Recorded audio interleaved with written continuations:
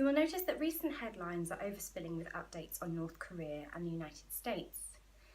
Many of the population are not even acquainted with the goings-on in the Cold War, which sprung from the aftermath of World War II. And to know this is to know why the world is ticking over the way that it is now, with certain countries being allies and certain countries being adversaries.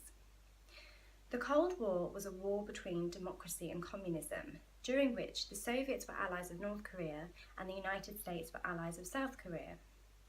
The US and the Soviets split the entire peninsula along the 38th parallel, and shortly after this, the North Korean communist leader Kim Il-sung tried to unify Korea by force and captured Seoul, but was met by US-led UN forces who proceeded to move in on North Korea, claiming the majority of territory and cutting off North Korea's supply line. However, they were met by China, moving in to defend the north. 2 years of war and devastation continued until the conflict was ended with an intense armistice. This war had been the very first of its kind in what is now a nuclear age, and it was also the first war in which the US hadn't defeated their opposition and therefore had not been able to dictate their terms of surrender. So how does this tie in with today's events? Modern-day North Korea, led by communist Kim Jong-un, is a poor communist country scared of attack. They follow what is called Songun, which means military first, and plough much of the country's money supply into military endeavours and have recently conducted several missile launches. And this has been met with continuous and growing threats of fire and fury by Donald Trump, demonstrating a very eager push for confrontation. Kim Jong-un has retaliated by boasting that he could soon take out Alaska, Hawaii, the West Coast, as well as stating that he could reduce the United States mainland to darkness and ashes. On Friday, the missile launch left from Pyongyang and reached 2,300 miles into the Pacific, right over Japan, demonstrating that North Korea are in range of Guam, which is US territory, and has US military bases, a big show of defiance. Japan, South Korea and Russia all share maritime borders with North Korea, and in the event of military escalation would all be affected. Talks have been held at the UN Security Council to decide what should be done, and sanctions have been put in place. A unanimous vote to step up sanctions has meant bans on textile imports and capped fuel supplies for North Korea, preventing oil import from China, who have actually been allies of North Korea. North Korea have already been under sanctions for the last 10 years anyway. These sanctions that are now in place have been the most severe sanctions in decades, and only North Korea have ever been sanctioned for such things in such a way. The US have now threatened sanctions on Russia and China if they don't follow the UN's guidelines by saying if they don't cooperate, they will be disallowed access to the US and international dollar system, which is crazy as both countries were involved with the decision-making of such sanctions on North Korea. Sanctions are apparently only a small step in the eyes of Donald Trump and only prompted last Friday's missile launch. So the whole situation is just one continuous vicious cycle. Everything is becoming incredibly intense worldwide.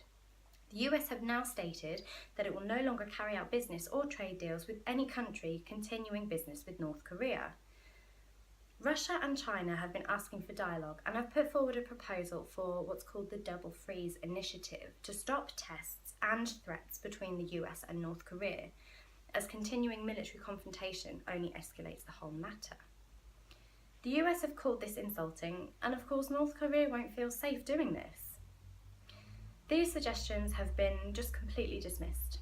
And I can't help but think that if any other country had suggested such a thing, like perhaps the UK or Germany, would the suggestions have been more warmly welcomed?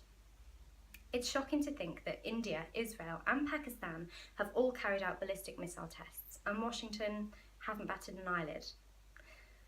The whole thing is hypocritical, as the US, alongside South Korea, have been carrying out tandem military exercises, practicing what's called decapitation strikes, which are demonstrations of the assassinations of North Korean officials. Huge military drills with over 300,000 troops, ships and planes have all been practicing the invasion of North Korea. If any other country was to practice the invasion of the US, there would be some serious problems.